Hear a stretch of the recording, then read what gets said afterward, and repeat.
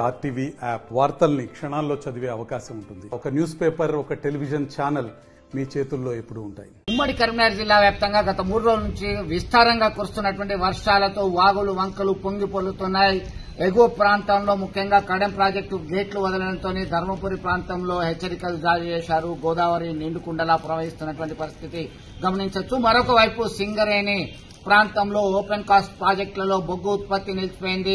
ప్రతిరోజు కూడా Ramagiri OCP1, OCP2, OCP3, OCP4 ఇలా బొగ్గు ఉత్పత్తి నిలిచిపోయింది. వరద నీరు భారీగా చేరడంతో పని చేయడానికి అంతరాయం ఏర్పడింది. వివిధ ప్రాంతాల్లో అంతా కూడా రాకపోకలకు కొన్ని ప్రాంతాల్లో అంతరాయం ఏర్పడుతున్నటువంటి పరిస్థితి.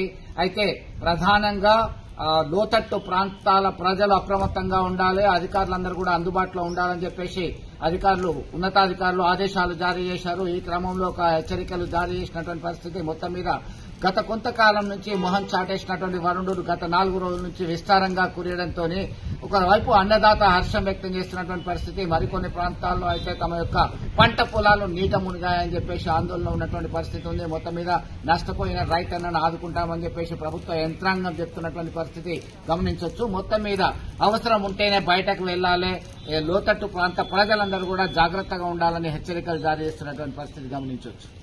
మరిన్ని వీడియోస్ కోసం ఛానల్ ని సబ్స్క్రైబ్ చేయండి. లేటెస్ట్ అప్డేట్స్ కోసం వాట్సాప్ ఛానల్ ని ఫాలో చేయండి. అండ్ లింక్ డిస్క్రిప్షన్ లో ఉంది.